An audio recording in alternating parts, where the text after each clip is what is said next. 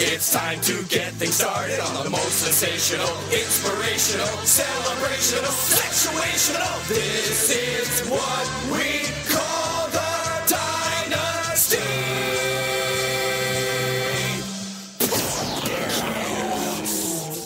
An all-star fantasy football experience.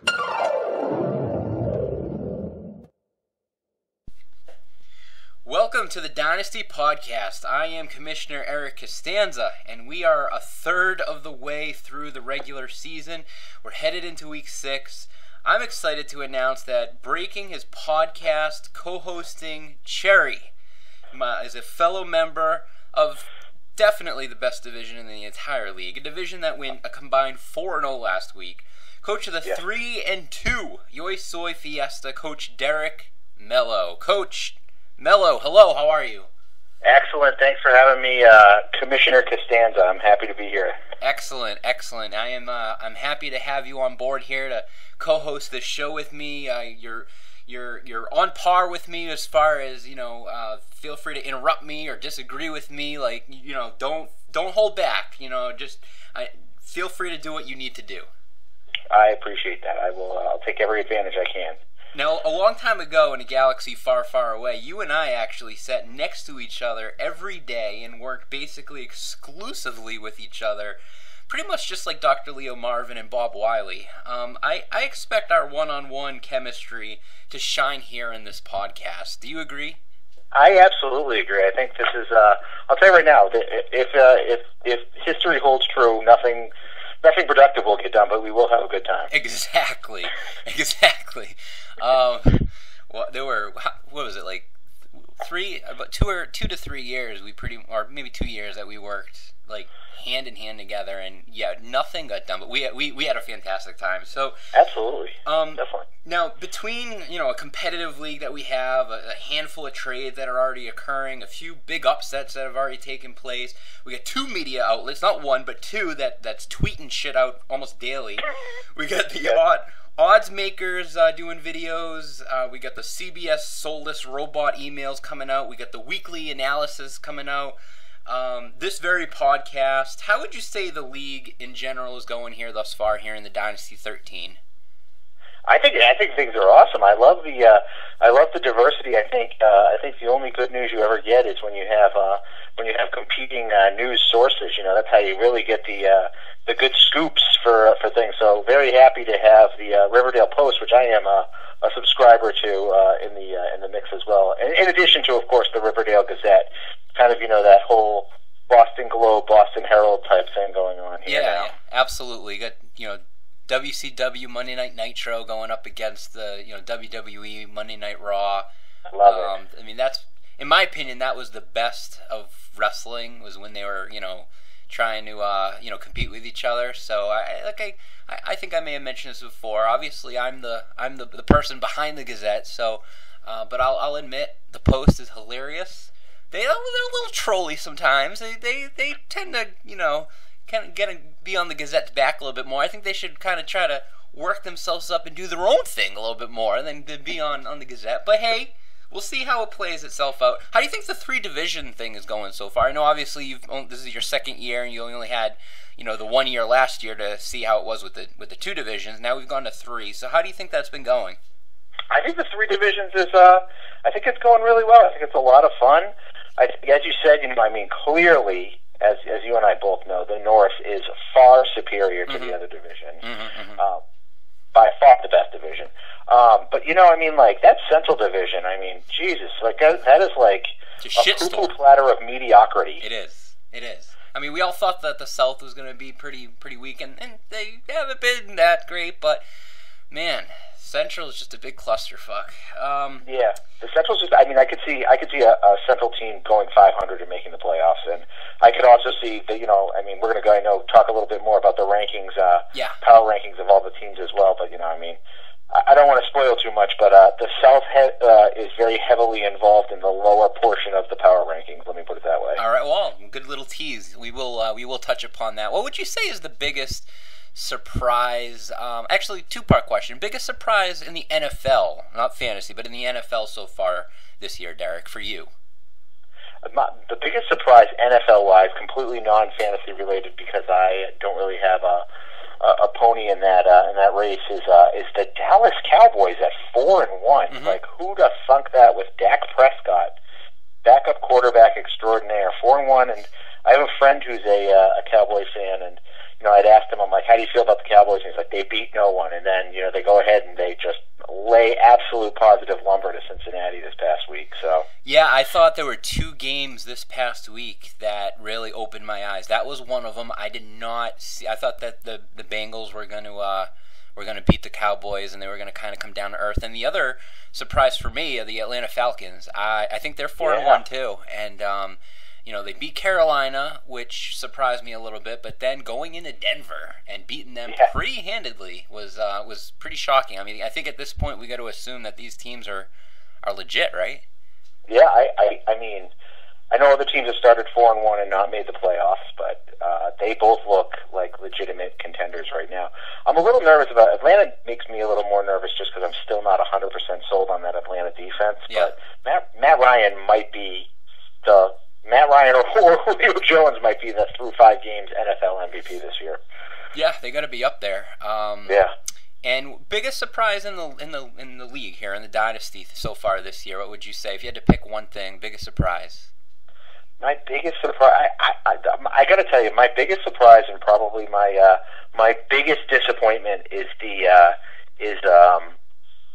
Boston Loggers being sellers at this point. I mean, come on, guys, you have a pretty good roster.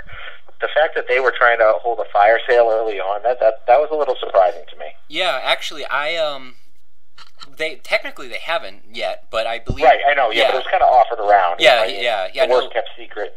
Right. Well, I think I know he reached out to me, and I'm guessing maybe you and others, quote unquote, favorites or whatever. He hasn't actually made any moves yet, but I kind of agree with you. You come into the season or into the draft, and you're down picks or what have you. Even if you come out of the draft and you look like your team maybe can't compete with some of the others, but your division are all locked up with each other. You've got a couple of wins that maybe you didn't think were going to happen. You turn yourself into a seller, and you're right there. I don't want to tell anyone how to coach their team. Obviously, I don't think you're doing that either. Obviously, but no. Yeah. But you got to remember we got a 15-game regular season here in the dynasty. This isn't that amateur bullshit where you only play until like week 13, whatever it is. So there's plenty of time. Well, we're now a third of the way through the regular season. So we'll see what happens with the Loggers. I was actually kind of glad to see that there haven't been any moves that he's made yet. And if anything, we'll get into who he's playing this week, and I guess we'll see what happens with him. For me, I was two things. I was surprised, obviously, the Senators coming out of the gate strong like that. They have come back down to earth a bit. And then Handy Quacks, I picked them to go all the way to the Dynasty Bowl, and they still very well may. But losing to Solo this past week and being at 2-3, I don't think that he's got to be pretty disappointed with how his team's performed so far. Yeah, I guess if we're taking it down a level, as it's looking at individual team surprises. Solo has 2 wins, Handy Quacks, and against me. Yeah. And I think I have a pretty good team. So he's got 2 quality wins on his docket there. And the new guy, I got to give him some credit. Val Venus breaking the 90-point barrier twice so far this year. That's pretty impressive. Pretty impressive. He's done it. He might as well just call it a season at this point. Seriously, I think he's done that with smoke and mirrors. Gronk not playing. His best player not playing for the first 4 weeks. And right. How he's doing that, I'm pretty impressed with that. Now, let's touch base with you and your team. We got you here on the show. We might as well talk about the up-and-coming Yoisoy Fiesta. You're here in your sophomore season. You're 3-2. You got off to a little bit of a rough start. I know you and I spoke. You were a bit disappointed. I think I may have even accidentally offended you in one of my weekly analyses. But you've had a couple of really strong weeks in a row. You're second in points, actually, behind me. You're second in the league with the second best rushing attack. You've won a franchise high now 3 games in a row. David Johnson's a stud. I think he's the #1 running back. So you're coming into a big game against Bubba Gump. But in general, you must feel good about your team. Are you looking ahead to possible seedings or winning the division or anything like that? Or where are you at? I feel I'm very happy with my team right now. For the first time, I'm actually over 500 in my dynasty career, so I'm kind of happy about that. I feel like I gotta win games though. Like what the game I dropped to Solo, like that killed me. That hurt a lot, and that's gonna, I think, come back to haunt me at some point. I also feel like I've got a tough schedule and that I have to play you 3 times. Yep. We seem, I think you have clearly the best team in the league, as the records show right now. And I think I might have the second or third best team, but I'll be lucky if I end up with that 4 spot just to even make the playoffs. So kind of got my fingers crossed. I think I know for a fact I'm not going to be a seller at least until week 10 or 11 at this point. So. Right. Have you noticed, I saw this, I think, last week. Apparently the TV ratings are down for the NFL. Did you hear about that? Yeah. Any theories as to why that may be? I mean, obviously the presidential debate is kind of going on, and that may have impacted things. But do you think that's the biggest thing, or what do you think's going on with that? I think, unfortunately, I think there's I think the product has been a little diluted. I think you got games on, and don't get me wrong, I love the NFL and I love watching football, but when you got games on Mondays, Thursdays, Sundays, we have, college football on Fridays, or Thursday, Fridays, and Saturdays, and even now leaking into Sundays as well sometimes too. It's a lot of football. Yep. And those Thursday night games that used to, just kind of pop up after Thanksgiving every year, it made it a little bit more special. Right. I also think that I think the product itself is a little diluted as well too. I don't think, it's a pretty top-heavy league right now, the NFL. It's very similar to our dynasty league, I think, as well. That we're a little top-heavy. That there is some terrible games. Like that game last night. I think that game last night was almost unwatchable. Yeah, the Monday nighter. Yep, Tampa and Carolina. Tampa Bay and Carolina. Oh my God! I mean, Carolina. I don't think anyone thought that they were going to be that bad going into the season. They've had obviously been a little nipped by the injury bug too. But there's some really bad games on. Yeah, I think you're right, and they're almost a bit of a victim of their own greed. I think the other thing too, maybe not as big of a factor, but I just got to say this in general, and I've been saying this for years, and it doesn't seem to get a lot of mainstream complaints or what that I hear out there. I mean, when I talk to people individually, like maybe you will agree with me. People seem to agree, but I don't hear it. The announcing for the NFL, I find to be absolutely horrific. We all have our opinions about who's good, who's bad. I personally think that Al Michaels and Chris Collinsworth are the best. There are other teams out there I don't mind, like John Gruden, but I like Phil Simms. I can't stand him. And then there's a lot of the CBS guys, a couple guys on Fox. When I'm watching the games, I find myself mad. And a lot of times I'm watching the Red Zone, but when I'm watching the Patriots, I'm watching that game with the announcers. Does that factor in at all? I mean, people just don't want to listen to these ass clowns talking about what they think they're right. One of these times I want to live tweet all of the things that piss me off about the announcing on a Sunday, and I guarantee it's going to be over friggin' 500. Yeah, there are some pretty asinine things said during NFL's game. What was the one about in the Patriots game this past week about? Oh yeah, I tweeted that one. I think it was within the first minute. Friggin' Greg Gumbel says on Isaiah Crowell's first carry. Well, there's Isaiah Crowell leading the league in the NFL. He's clearly one of the best running backs in the league. I'm like, what? Yeah. What? Let's slow that bus down a little bit. Yeah, I mean, okay, great. He's having a good first couple of games, but one of the best running backs in the league? What? Right. Yeah. Okay. All right. I'd be interested to see if Duke Johnson ends up with more yards than him at the end of the year. There's a good possibility. Exactly. There. Exactly. So, all right, in this show, we're going to recap last week. We're going to touch base on some of our opinions regarding the current power rankings, as we kind of already touched upon.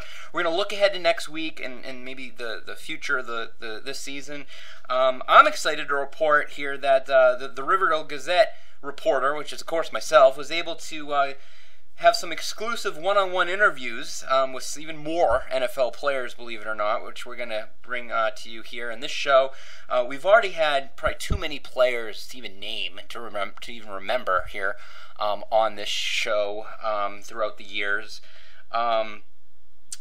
Just this season, we had actually Boston Lager's tight end. He's actually the 5th ranked tight end right now, Zach Miller, on the show. Back I think in one of the preseason shows. In this show, we're going to have Randall Blugay, Malcolm Mitchell, and James Devlin all interviewed by myself at the Patriots camp. We'll get to that in a little while, but for now, let's move this bus along, shall we, Derek? Sounds good. Now let's take a look into last week's results. Who kicked some ass? Who sucked?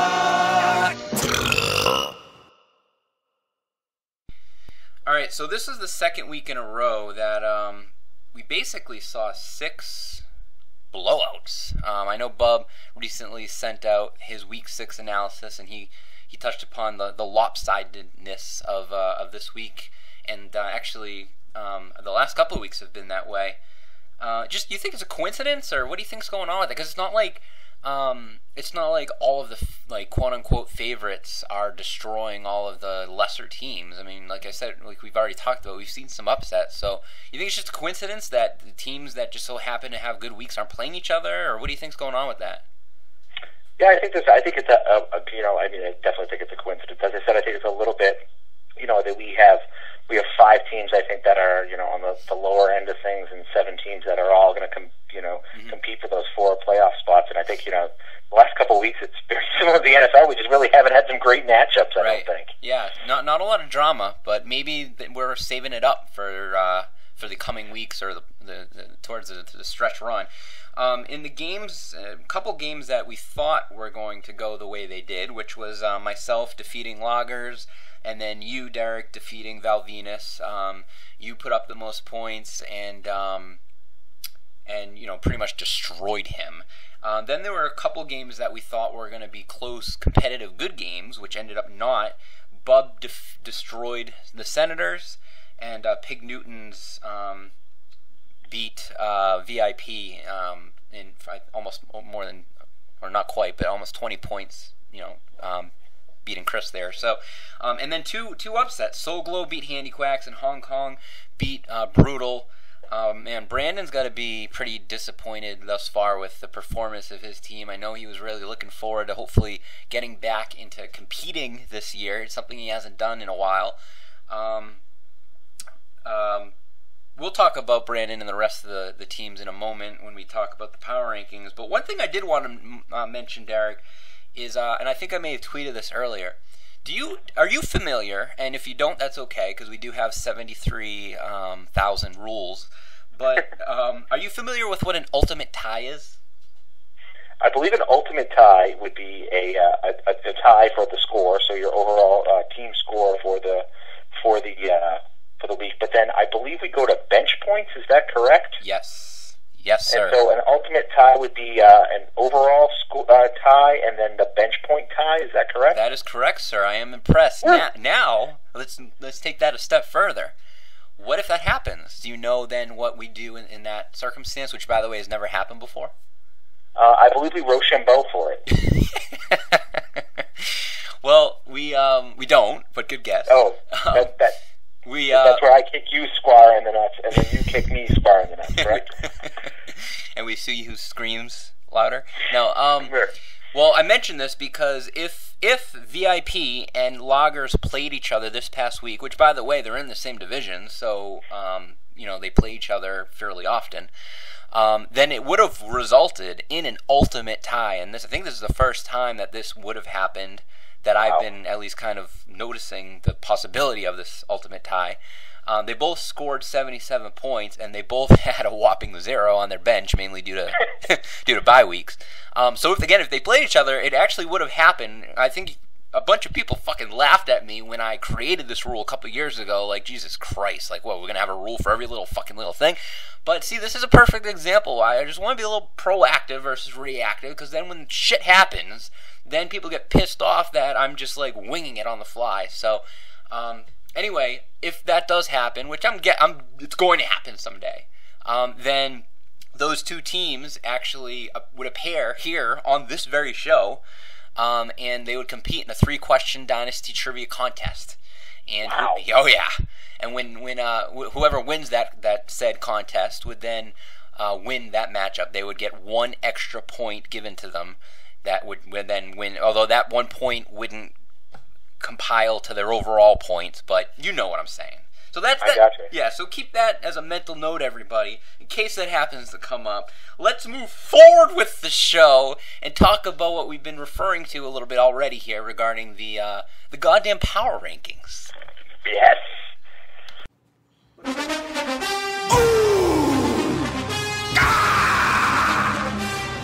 power rankings. Hey, hey, hey.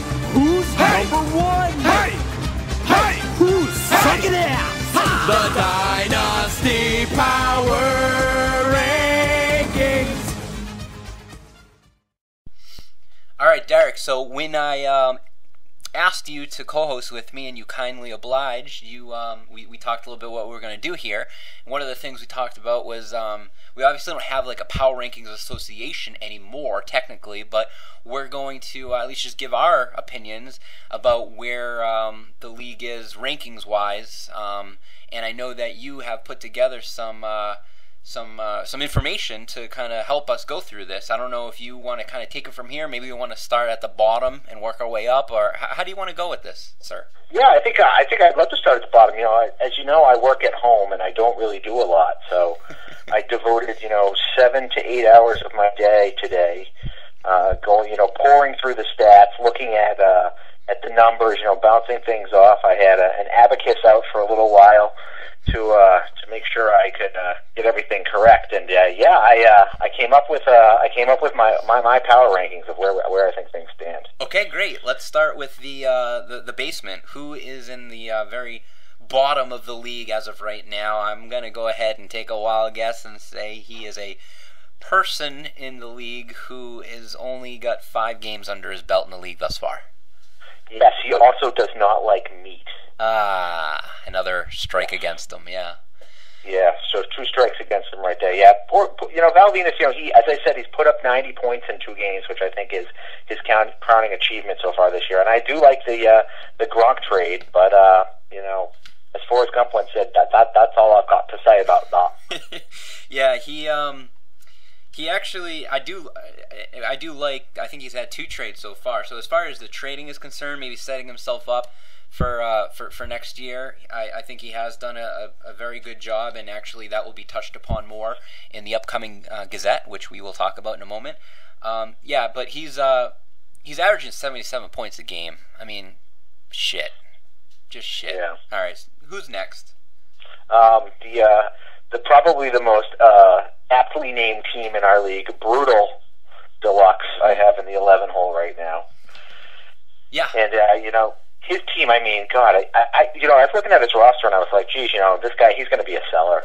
Brandon's going to sell. And then I looked at his roster and I was like, and I would buy none of these players, like not one.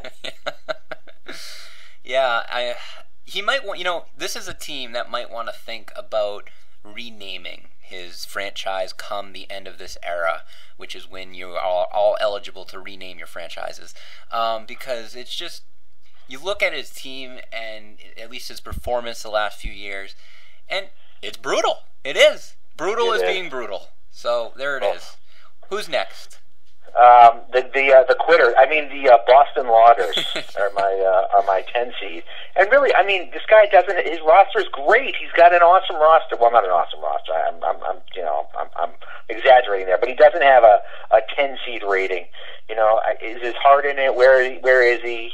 To want to pull the plug that fast, I don't know. As you said, he hasn't done anything wrong yet, so maybe I'm unjustly going after him there. But he is my number 10 seed. Yeah. I mean, having Big Ben, who I think is the number one quarterback in the league so far, has obviously very much helped him. And he's right there in the thick of things there in the Central. So, yeah, like we said earlier, we'll have to see. I'm guessing, and I know Ben has had quarrels with this in the past, where he doesn't know if he should buy or sell, and that's always something that happens to all of us sometimes when we're maybe like in the middle of not knowing, if our team's got enough got enough in order to go all the way, or then the flip side of that, hey, all I need to do is get in the dance, and then anything could happen in those few playoff games. So we'll see what happens with that. So number 9, I'm in agreement with you, by the way, so far. Cool. Yeah. Excellent. Yeah. Number 9. Number 9, the two-time Dynasty champion Hong Kong Cavaliers. Aha. See, I think it's probably between them and Soglo for the next 2 slots, and that's who I do have in my number 8 slot. Yeah. But, and the reason I put Hong Kong here is I looked through, just going back through some of his historical scores, and I mean, 4, 5, 4, 5. I mean, this guy gets 4s and 5s left and right every single week. I mean, I haven't seen this many 4s and 5s since he invited me to his family reunion a few years ago and introduced me to some of his relatives, and he has got some cousins that are soft 4s, and he's got a couple hard 5s as well, too, in that family. Not a family of lookers, let me put it that way. Yes, and he does have a few more total points than Brian does, but you can really flip-flop these two teams. Brian's also had a lot harder of a schedule, and then obviously then Brian's number 8, correct? Soglo?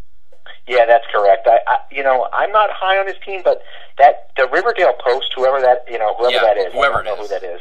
Yeah, they seem to really like him, and it's more about he's the 8 seed, #respect. That's my guy there. So sure, and I will divulge that there is in our contender pretender vote email there that again was going to be divulged in the Gazette, which again we'll talk about in a moment later. There is one team that actually voted Soglo as a contender. Care to guess who it is? I'm gonna guess Soglo. Yes, correct. Yep, that's who did it. Awesome. Yeah. Number 7. Number 7. So now I'm now into what I would consider my contenders. These are the teams that I think all have a shot. And it's funny because I have the Rockdalian Senators here in the number 7 hole, and they've been like the Red Sox the last couple of weeks. They went on a huge winning streak, and then they just kind of threw up in their shoes. Mm-hmm. I got questions, how badly is Cam Newton hurt? What are you going to get from Gronk? You overpaid for that, but that's neither here nor there. You got him. Mm-hmm. And then, I would say before the last 2 weeks, I mean, even last week going into it, he probably would have been my 2 or 3 seed. And then, 2 weeks ago, he was definitely my 2 or 3 seed in this whole thing. And and now he's 7. See, for me, I would probably put VIP here and Senators next, but I can see your point. The funny thing is, though, even with if you were to put Senators 6 versus 7, which is where you have them, I actually still think that he has a very good chance of sneaking into the playoffs, being in a somewhat weaker South Division, with all due respect to Phil, which we'll get to him in a moment. They've got Brutal and Valvinus there, and unless they turn their shit around, it looks like those might be easy victories whenever they play them. So, and Will did beat Phil a couple weeks ago. That may factor into things. So yeah, I agree with the Senators ranking, or at least right around that ranking. That being said, I'm gonna guess maybe the next. What are we at? 6? Is that VIP? VIP on Swole, baby. Yeah. Yeah, this is a good team. It's interesting though. They got a little bit of a quarterback controversy going on right now. When do you ride Carson? Clearly, Carson Palmer is on. I don't even want to call it the back 9 of his career. He's probably on the back 3 of his career at this point. And at what point do you ride him, or when do you go with the Red Rifle? What do you? Mm-hmm. I think he's going to have some tough decisions on a week-to-week basis there, and I wouldn't necessarily rely on projected points. I'd try to find somebody on the Cardinals staff to tell me what Palmer looks like when he's walking around. Right. I thought that Chris had the best, better than anyone, best team after the first 2 weeks. Not only because of the performance, the points he put up, and him winning, but I was just looking at his team on paper. I thought it was amazing, and man, it's taken a big 180. Palmer, obviously, as you mentioned, and Lamar Miller's been a pretty big bust. Cooks hasn't really done much lately, so he's Des Bryant, Latavius Murray, a bunch of guys that Frank Gore, who's like 100 years old, but he puts up like a solid 6 points, which isn't gonna win you a league. It's like he may finish as like a top 12 running back at the end of the day, but name me a fantasy team last year that had Frank Gore on their team that won a championship. I don't think it exists. Yeah, I don't think that either. All right, so but again, that Central's tight, so anything could happen. Where are we at? 5? 5. My favorite team in the league, Yo Soy Fiesta. Okay. I'm ranking myself here, and I'm as I said before, I'm over 500. I'm ecstatic about that. But I think what's going to hurt me is my schedule. I do have a tough. As we know, the North is the best division. I got to play you 3 times as well, too. I got the short end of the stick there. So Yep. I think and I can't lose to teams like Soul Glow. Like I lost to Soul Glow in week 2, and that was a crushing defeat. You know what, Derek? It was, but I think it helps you that then Handiquacks also lost to Soul Glow, so I think it now puts, it almost, in a way, it may wash it out a little bit, because I actually think that Handiquack should be here and you should be in the next slot, just because you have one more win and you have more points. But I think you're projecting, the future as to how this is going to play itself out as well, which makes sense. It's all these are very close. I mean, we're only 5 games in, and it's not like anyone's really running away with anything. Well, besides me, of course. But yeah, that's gonna come back to haunt me, I'm sure. I saved some comments for you too. Don't worry. Yeah. Can I edit that out? I didn't. Damn it. But yeah. So and then next team 4. Is that Handiquacks or? You got it. Yeah. It's like you're looking over my shoulder here or something. I got the Handiquacks, good team. They got great running back, or I shouldn't say great. They have good running backs. They have good receivers. They could easily go on a run here. I could see them, reeling off 4, 5, 6 wins in a row. Definitely in the top half of the contenders. Yeah, I totally agree. I still think, although I've been saying this for a while, but I still think this team has not hit its stride yet, and I think they will, and when they do, look out, because look at their team on paper. LeSean McCoy looks awesome. Hilton is having a great year so far. Obviously, Julio Jones is Julio Jones. DeAndre Hopkins is not doing what maybe we thought he would, but he's still got the talent. Allen Robinson, he's got an awesome team, and they seem to not be gelling yet. Right.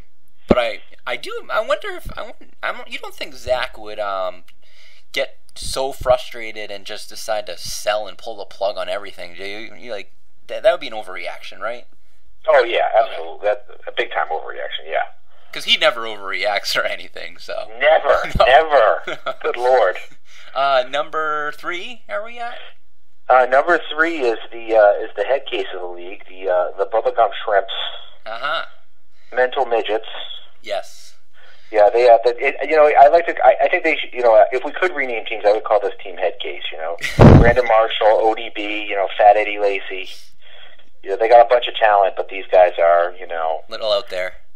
Yeah, they're a missed Prozac or a hamburger away from falling apart. But I do have him at the 3 seed. I think he's gonna win that division, and I think he's in good shape for making a run at things here. Yeah, no stranger to the playoffs, and you may or may not know this, being somewhat still kind of new here to the league, but he actually has admitted that he would change his name to the Buffalo Bills if he were to make it to the Dynasty Bowl and lose yet again, because he has done that now, I think 3 times. So a 4th time would be absolutely shattering and ridiculous for Mr. Neil Palucha. So, all right. And now I have a new goal for this league. Now I have a new thing to wish for. Yeah. Number 2. Number 2, the Pig Newtons, baby. Yeah. They just win. That's what they do. That's what they do. It's very similar to Hong Kong last year. Right. They just win. Yeah.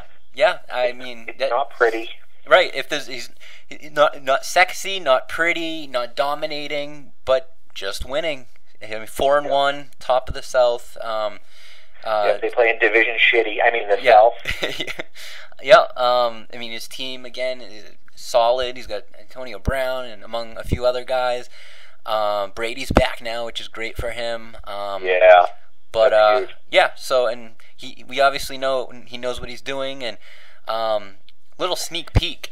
Edition 3, believe it or not, is already being worked upon by myself, the Riverdale Gazette, and one of the main story articles within this Gazette is an encounter that Mr. Tamulus had with NFLPA, I don't know, president or CEO, whatever he is, DeMaurice Smith. He met him. Yeah, he met him in an airport, I believe, in where was he? Nashville, I want to say.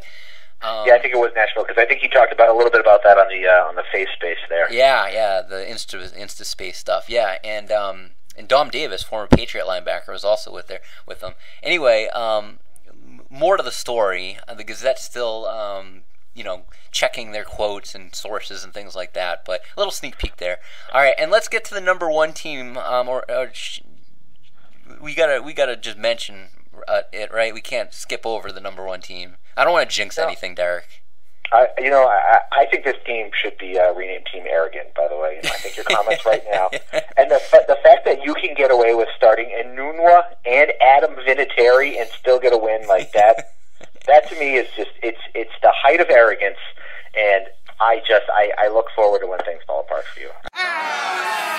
Now it's time for another self-serving, self-indulgent, all about me, useless stat, factoid, or general opinion. You know what? When you have this many wins and stuff, I mean, you gotta have a little bit of fun with it, right? I gotta have a little bit of fun with it. No, I'm obviously very happy with my team. I'm happy with the way things are going. I am a little scared at one of my receiver slots, as you said, starting the likes of whatever his name is, Enunwa, Tyrone Williams, Keenan Allen going down, and Dante Moncrief still being sidelined.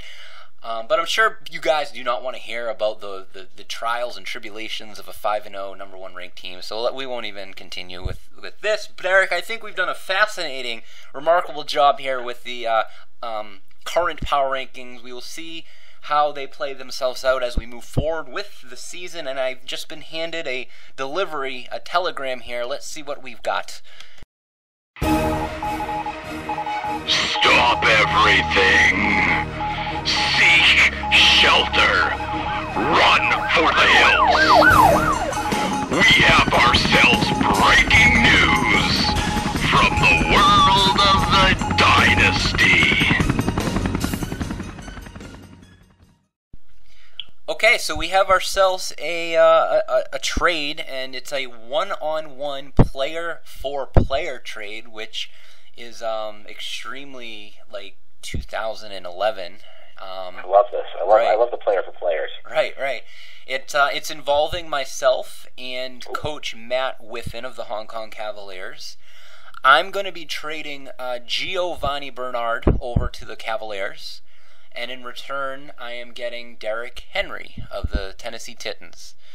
Wow. I will say at the time of this recording, it hasn't been processed or approved, but I'm guessing it will be very soon if it hasn't already by the time you're listening. Derek, what do you think? I'll give you my frame of mind since I'm here and I might as well, but what do you think of the trade? I think it's interesting. I think Gio, you're not really sure what you're getting with him. It's fun. He's a funny guy, and I think you're trading two guys that potentially could be bell cows by the end of the year. So wait, you're saying that both Bernard and Henry maybe, or just Bernard? I think I could see both of them. Okay. I personally, I think the Hong Kong Cavaliers. I give them the slight edge in this trade. Okay, fair enough. I obviously I haven't played Gio, nor do I think I will be. I hope I don't, because I've been swapping in and out my 4 running backs into the 2 running back and flex spots between, Le'Veon, Elliott, Gurley, and DeMarco. I've obviously been very happy with DeMarco, the way he's been playing like a top 5 running back. Yeah. And my thought is, due to the fact that hopefully I would never, ever, ever play Gio, I might as well handcuff DeMarco with Derrick Henry, because if DeMarco ever, went down, then I would have Henry as the backup, who I think would be, the guy. Maybe not as good as Murray's been doing, but maybe close to it. So that's my thought. Yeah, no, I think that's a good thing. I didn't know if it was a salary cap dump. Maybe I didn't know. Yeah, no salary cap issues here. What is next in the show? Let's see. Okay, let's let the jingle tell us what's happening next. Oh, I love jingles. Now, let's take a look into the future with next week's matchups.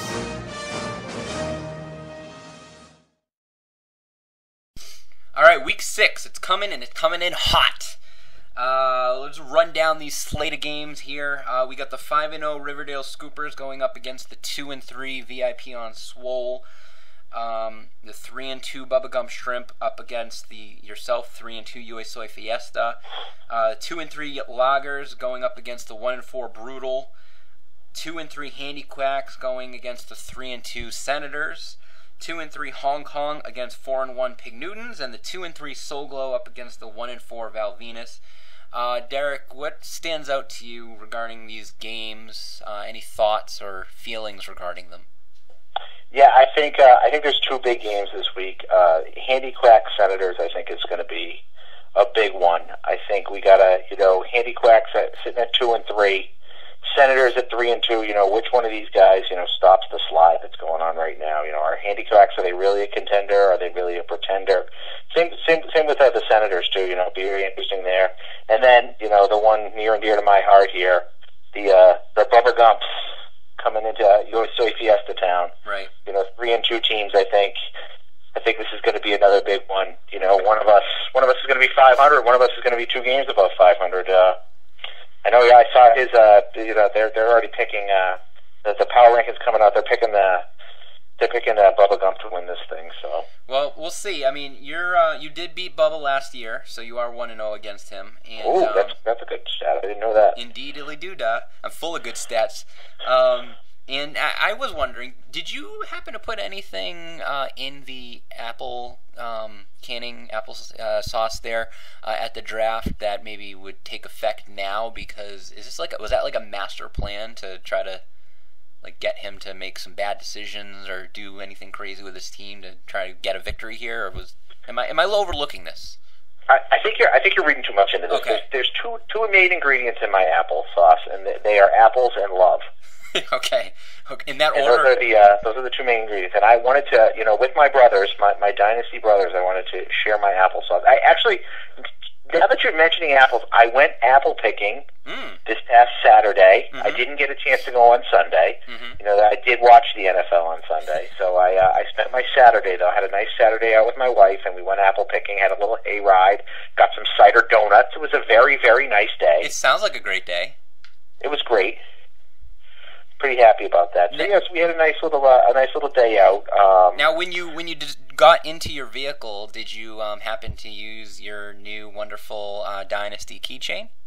Oh, absolutely, yes. I have my key fob attached to that as well too for my computer. So, I've got it all going on. It was fun. Excellent. And the other game you mentioned, which is probably 2 co-games of the week here, Senators versus Handy Quacks. They're actually both 4-4 against each other. So, I mean, obviously with what occurred at the draft as well, some of the hostile... Yeah, there's a little bad blood there. Bad blood going on here, so something that we'll all be watching. Hopefully we actually have some drama, some good games here this week. Do you think the Loggers versus Brutal game is a loser leaves town match, Derek? Yeah, I think it should be a retire match, actually. Ooh, well, let's not do that. One of the worst. No, things... I know you don't. I don't know. Oh, I hate it. I hate it. I really hope everyone. I would like to literally get everyone's word that you are never leaving this league, because I hate having to find somebody new. I'm sure it will never happen. It's not going to happen, but that is part of the job. Anyway, we can... I'll tell you right now, I don't know. I don't even know anybody else anymore, so I couldn't help you. All right, bowl prediction. Do you have a bowl prediction here? I mean, for the NFL, for a particular player, for any games here this week? Anything that you want to go on the line here and kind of predict here from a bold standpoint? A bold prediction. Woo! That's a good one. I think... all right, my bold prediction is that the and maybe I don't know if I should say this. I feel a little bad saying it. It's okay. But, it's okay. I think the Bubblegum Shrimps better find themselves a defense, because if they're going to ride the Patriots this week, I'm hoping he's got a waiver request in there, because otherwise I'm gonna run away with this thing this week. Oh, okay. I think the Red Rifle, who I believe Chris said that he was going to throw for 4 touchdowns last week. I believe it was 2 touchdowns. And 2 interceptions. Well, that was one of the millions of predictions that they. Wrong they were over and over. Heavily, I think. Yeah. It's funny, and we all get our predictions wrong. It's just funny that I don't think they've ever gotten one right. But anyway, so wait, do you think the Bengals are going to beat the Pats, or you're saying that Dalton is going to have some garbage time and put up some numbers against the Pats defense? I don't think the Pats are going to score themselves 10 points this week. Let me put it that way. I think he got a little lucky last week riding the Pats for 10. I think he's going to be in the 6-7 range there, and I don't think that's going to be enough to get by me. So that's my bold prediction. Unless he picks it at the defense, he's going to have some issues. All right, I like it. My bold prediction is I'm going to go ahead and say that for the second week in a row, the best division in this goddamn league, the division that has the most championships amongst ourselves, is going to go 4-0 again this week. We're going to go 8-0 the last 2 weeks. Wow. Yeah, the big one with that, I guess the more of the bigger upset. I mean, I'm saying you're going to beat Bub. I'm going to beat VIP. Soglow's going to beat Val Venus. The one that is sketchy here is Hong Kong beating Pig Newtons. That's the big upset, which I may or may not really actually see happening. But I'm going to go with it. It's a bold prediction, baby. Let's do it. Love it. All right, so let's get into some of these interviews. I want to mention I also had the privilege of interviewing both James White and Kevin White, no relation. But due to some technological issues, both of those interviews got erased from existence, similar to Marty McFly at the end of Back to the Future before George kissed Lorraine, which is all near and dear to our hearts. Anywho. So that happened, which sucks, but that's okay. The Randall Blugay interview happened literally in the middle of Gillette Stadium on the field, around the 40-yard line. And that was during the Kevin Falk Hall of Fame induction, so that gets touched upon within the interview. He was a really good guy, really fun guy to talk to. That's one of the longer interviews. I mean, I think it's like 4 or 5 minutes or something, but... And then, again, I spoke with Malcolm Mitchell, up-and-coming young receiver, for a few minutes. He was actually really, you could tell he got it. He was kind of careful and with his answers, kind of Tom Brady-like, where he's really eloquent and thinking about what he's answering. And who's the other one? Oh, James Devlin. I got a little fun with him at the end. I think you'll like it. So this is what happens, when you're a card-carrying member of the media and get into the Patriots training camp. So why don't you suck on my nuts, Riverdale Post? Whoa. Yeah. Oh, I said it. Wow. There it is. And let's take a sip to get your popcorn, and let's listen to these wonderful interviews. Okay? Get your popcorn ready.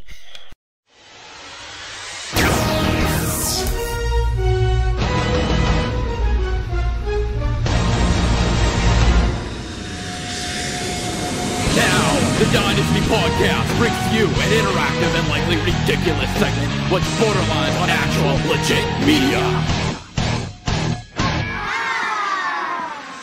Buckle up your fucking seatbelts for the Dynasty Podcast interactive segment.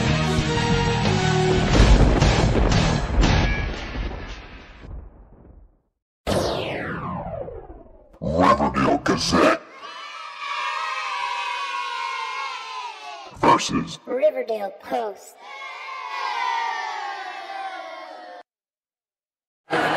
Randall, can I get a couple words with you? Yeah, how you doing? Yeah, good. How are you? I'm Eric from the Riverdale Gazette. All right, How are Brandon you? Gay. Nice. Nice to meet you. So we're here on a special night for Kevin Falk. Obviously, you played with him. Can you talk to us a little bit about Kevin and maybe a little on and off the field? Obviously, he was a great player, great person. Talk a little bit about him and how he was as a teammate. Well, really, Kevin, you know, I'm about 6 years young. When Kevin was at LSU, you know, I was in high school when he went to LSU, and I was a running back then, so Kevin was huge in Baton Rouge. So as a running back, we looked up to him. I had never met him, but this was a guy who I looked up to so much and respected so much for what he did on the field. Wrong spot. What's up, man? How you doing? All right. He killed our interview. Yeah. Grunk does that to a lot of things.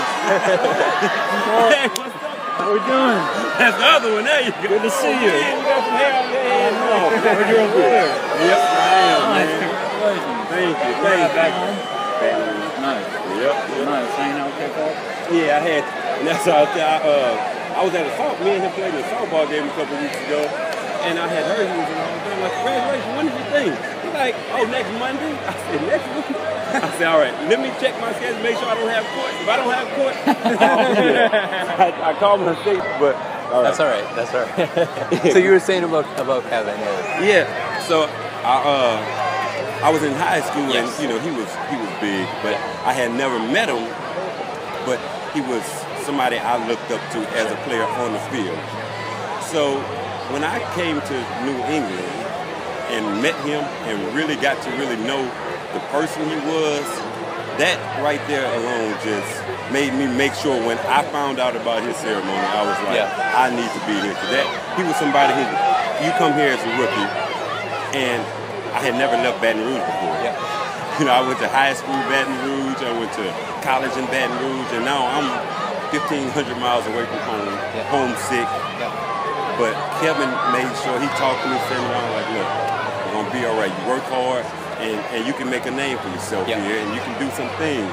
And he made sure, showed me how to be a professional. And I just respected that so much from him. He showed me the ropes. So Kevin's a great guy, and to see him in the Hall of Fame, you know, it just, it speaks for somebody who wasn't he wasn't a starter every down running back. This is a guy who just came in those situations. And for him to be a Hall of Famer here shows you how special, not only a special person, but a special player he was. So.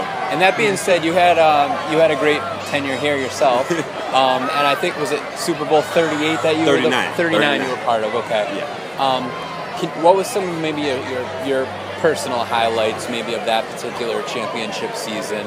Obviously you were you were on the one side of the corner back there, so tell us a little bit about your highlights during that season. That year was for me it was a special year for me because I come here and I didn't get drafted, so you being not being drafted is like it kind of sticks in the heart. You know, you play football and you want to get drafted. But I talked to my agent, and I actually was going to go to Buffalo. But my agent called me back, and he was like, look, the Patriots they want to bring you in. And I said, hold on, Patriots, how many LSU guys we got here? And he was like, oh, it'll be 6 of y'all. I said, well, that's where I'm going. There you go, I picked the Patriots because I wanted to be around LSU guys.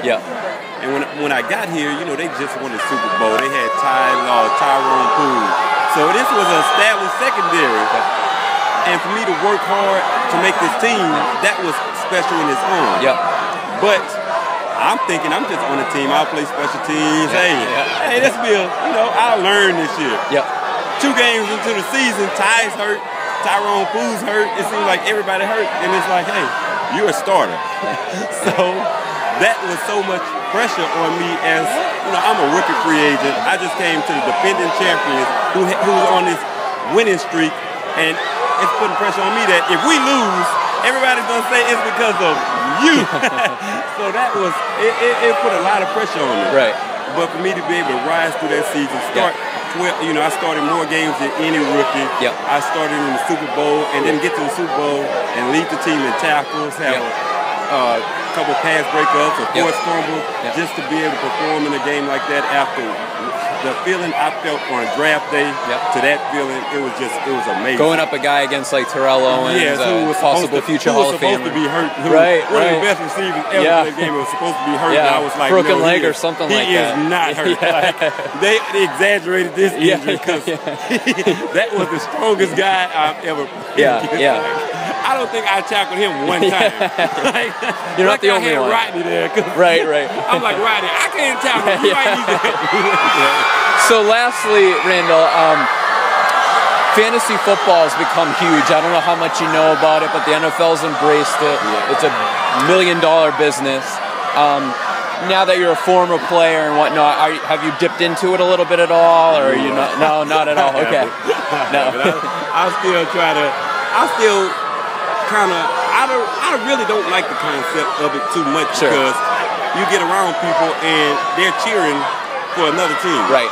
Their team is playing, but they're cheering on somebody on the other team Right. because they have fantasy points, Right. and that kind of it takes Yeah, away it goes from against the hey, the fanship my of the team. team's losing, but I'm happy because my Right. fantasy player is winning. I don't like that. I gotcha. Well, Randall, thank you very much. Thank you. I appreciate it. Hey, Malcolm, you got a sec? Yeah. How you doing? I'm Eric with the Riverdale Gazette Dynasty. Okay. So, how's it been with being a part of the Patriot organization and kind of being the new guy and everything? How's it been going so far? It's been going extremely well. It's a lot to learn. But of course, it's a great organization. Something that people dream to be a part of. Talk about some of the other receivers on your team. Who's been kind of your go-to guy as far as just kind of getting to know the ropes? Obviously, there's some good mix of veterans and new guys as well. Who you've been kind of leaning on a little bit as far as that's concerned? I would say the best thing for me now is to just soak in information from anybody who has it. You know, because there's some guys who've been in the league for a long time. There's some guys who come from different organizations. Yeah. There's a rookie just like me. Yeah. You know, you talk to them all, and you just sense, you know, some of the things that they do to prepare to help them out, and you either adopt it or not. Sure. Any receivers in the league that you've kind of looked up to or that you're looking to kind of emulate as far as, I know you want to be your own guy and everything like that, but any kind of role models that are in the league now or maybe that have been in the league before that you're looking to kind of tailor your game towards? If I had to list all the guys I look at, we'd be out here forever. I would say just everybody. Yeah. You know, you look around the NFL, you see the great talent. You usually try to match up somebody with your body type, but there's guys who are out there doing things phenomenally. The best thing you can do as a young person is soak it in from every area. Right. Yeah. And then lastly, fantasy football is quite a big endeavor here in the NFL. Obviously, you know, that type of thing is going to be starting up soon once the season kind of gets going. I'm sure you'll be hearing guys, you know, hey, got you on my team, great job, things like that. Any message to like the fantasy football community out there? I have. You got nothing. I haven't had a second to even think about that. Yeah. Ask me tomorrow. All right, we'll I'll do. think about it. All right, sounds good. Thanks, Malcolm. All right, take thank care. you. Thanks a lot. All right. Good luck.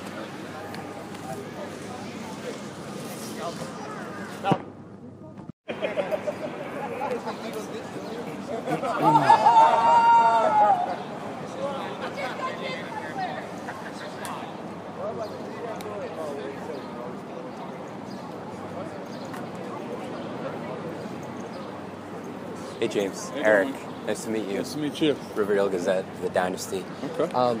So you obviously got an injury last year. You've worked really hard to come back, and you're out here looking great. How you feeling? How's the leg? You know, everything's feeling good. You know, I'm just happy to be back out here, happy to be with the team, you know, working hard and, you know, just trying to get better every day.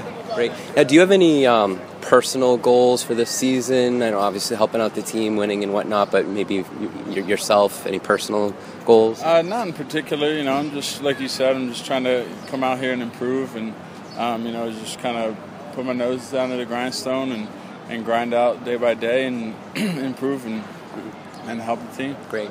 And obviously Dante Scarnecchia has come back this year. I'm sure that impacts the offensive line, but obviously it impacts you with, you know, their blocking schemes and whatnot. How is that helped you with having Dante back here this year? Yeah, Dante's a great coach. It's it's refreshing to see him, and it's he's a great coach. He's a legendary coach, and just kind of happy to be back there and let him work with the offensive line and see those guys progress, and he's got them working hard and doing good things right now. And speaking of coaches, Ivan Frears is obviously a pretty vocal guy, and I think Sammy Morris is helping out as well. Can you talk just a little bit about those guys as well and how they help you out? Yeah, Ives and Sammy, we got a lot of experience between those two. Ives has been around for a long time, and he's seen a lot of things, and he's a very very knowledgeable guy and a guy that you can turn to when you need a question answered. And Sammy kind of the same way, but from a playing perspective, he played 12 years in this league, and he's got a wealth of knowledge about whatever you might have to ask him. So it's really really valuable to have guys with that kind of experience and knowledge, and it's cool to just be around them and soak up whatever they say. Right. And then fantasy football's been embraced by the NFL. It's $1 billion business now. It seems like there's a lot of coaches, players out there that are kind of dabbing into it and playing a little bit. Do you know anything about it, or do you play at all, or know anyone that does? I've actually never played. I know that it's incredibly popular, and a lot of people do it, but I've never played, so don't know too much about it. Yeah. All right, and then a quick 3-question speed round, if that's okay. Couple silly questions, if you don't mind. Right. First one is, what's your favorite movie of all time? Rocky. Nice. Yep. The original. Yep, the original. Right. I'm a Philly guy, so. All right, yeah. And secondly, what would you prefer, to score a 1-yard touchdown at the goal line, or make a block at the goal line to let one of your running backs score? Make a block at the goal line. True fullback, right? Yeah, absolutely. That's definitely more fulfilling. Trying to go down there and smash somebody and let my guy, get in there. Awesome. And then lastly, not to get you in trouble or anything, but who would win in a race, Bill Belichick or Josh McDaniels running backwards? Oh man, I don't know. I'm going to be close. I can't. Photo finish? Yeah, photo finish. Would have to see it happen first. I like it. All right, great. Thanks, James. I appreciate it. Hey, do you mind to get a quick... That was this week's Dynasty Podcast Interactive Segment. All right, well, there you have it. Some late-breaking, exclusive interviews that you'll only get here at the Riverdale Gazette, being featured here in the Dynasty Podcast, providing even more proof why the Gazette is leaps and bounds better than the amateurs over at the Riverdale Post, even though we all appreciate them and get a laughter out of them. We all know, who the real media outlet is here, right? Well, real, the term real is a very loose term, be that as it may. But Derek, good interviews, right? Not bad for someone that doesn't really maybe quote unquote belong there. No. No, I thought they were great. I was sitting on the edge of my seat. I was loving it. I think if you want to recreate the James White interview too, I could always just pretend to be him for a little while if you'd like. Some possible racist inside information here that I'm not even sure I'm comfortable saying, but now I have to. James White has a white girlfriend. Nice. As most of the players do, which there's nothing wrong with. But the thing that made me kind of a little surprised was the girl that James White was with was kind of like very average, which is cool, but he's like an NFL player, right? Millions of dollars. I don't know. I don't want to pursue this conversation further. So would you say that she looked like, one of the girls you might see at like the Whiffen family reunion? You said it. A soft 3 or 4? You said it. Let's see. Obviously, I asked them all a little bit about fantasy. None of the Patriots players even friggin' probably know what that is. Belichick keeps them under wraps when it comes to any of that. Zach Miller, on the other hand, as you may remember a few weeks ago, was all about it. You know, he even, said, like, hey, get me on your team. And look, he was fucking right. Friggin' Bub, another prediction he got wrong. I asked him if anyone was going to draft him, if Zach Miller was going to be legit this year or anything. Of course he said no. Look what happened. He got drafted. He may have gotten dropped, but he got picked back up. He's a top five tight end. You should have listened to him. And we brought it to you here live, here on the Dynasty Podcast. So there it is. The midseason hangout, Derek. It's going to be sneaking up on us. We finally figured it out. November the 6th. It's the Patriots bye week, but we're going to be watching the Red Zone, which is just as much fun over at Jillian's. I know you weren't able to go last year. Hopefully you're able to go here this year. I did get confirmation that at least 10 of us are going to be there based off of your emails. Are you looking forward to that, Derek? Are you thinking you're still a green light for this event?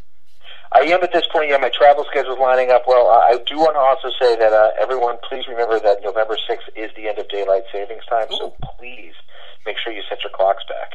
Derek is bringing, this is excellent information that you're bringing here. I didn't even think of that. The Dynasty 14 draft. Ugh. I just wanted to mention this because I sent an email out a little while ago. For you people that plan ahead, we're gonna have to do it on a Saturday of Labor Day weekend. That next year. That's the second. Is it? Okay, yeah. Saturday is the second. My very good friend, some of you may know him, former Dynasty member, who is no longer in the league because he's still looking for his pen that he dropped during his first selection of the draft, I think in D4. Joe, he's getting married, believe it or not, and what an idiot who gets married. Anyway, and I'm like in it and all that, so nothing I can do there. We'll talk more about it as we get closer. Just wanted to put it out there. Another thing is, I'm going to be sending out the updated league spreadsheet if I haven't already, so delete the old one, review this one. I'm definitely human, I think, so make sure you review it. Make sure, let me know if there's any issues that you find. Edition 2 of the Riverdale Gazette is being delivered here this week. It's featuring a recap of this past D13 draft day. It's going to have some contender-pretender results, some draft pick of the year predictions, and a new feature which I think all you assholes are going to really like. It's called Grade the Trade.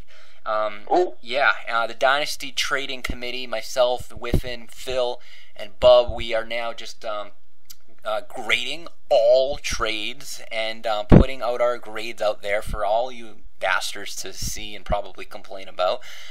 So that's something that we'll be doing probably going forward. We, within the committee, actually like doing it and think it's going to be cool. So hopefully you guys agree. Anyway, Derek, I very much would like to thank you for joining me here on the show. You've done a wonderful job co-hosting with me. I hope maybe you'll do it again in the future. Any final words to me or the league before we part ways? Go Pats, fuck Goodell. There it is, said wonderfully. Thanks to everyone for listening. We'll be back with another show probably after week 10. Until then, good luck, and over and out. Peace. Thank you for listening to the Dynasty Podcast. To hear more podcasts in your ear holes, subscribe to the show on YouTube. Or don't. The choice is yours.